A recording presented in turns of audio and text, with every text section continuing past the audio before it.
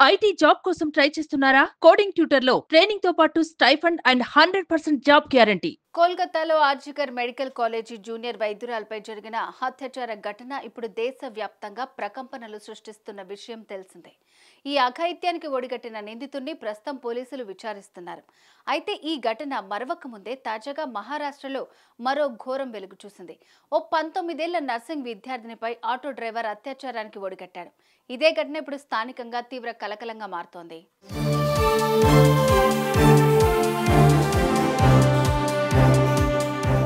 పూర్తి వివరాల్లోకి వెళ్తే రత్నగిరి జిల్లాలోని ఓ 19 ఏళ్ల నర్సింగ్ విద్యార్థిని సోమవారం విధులు ముగించుకుని తిరిగి ఇంటికి వెళ్తోంది. ఈ క్రమంలోనే ఆ యువతి మార్గమధ్యంలో ఓ ఆటో డ్రైవర్ని మంచినీళ్లు కావాలని అడిగింది. అయితే అప్పటికే ప్లాన్లో ఉన్న ఆ దుర్మార్గుడు ఆ విద్యార్థినికి మత్తుమందు కలిపిన నీళ్లిచ్చాడు.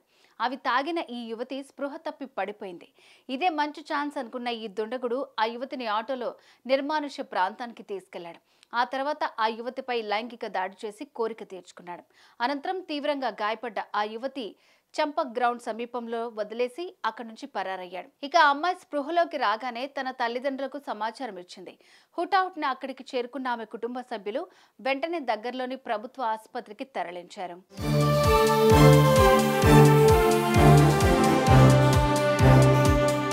ఆ తర్వాత జరిగిన దారుణంపై దగ్గరలోని పోలీసులకు ఫిర్యాదు చేశారు.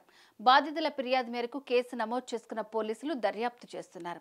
అయితే పోలీసులు సీసీ కెమెరాల ఆధారంగా యువతిని ఆటోలో తీసుకెళ్తున్న దృశ్యాలను గమనించారు.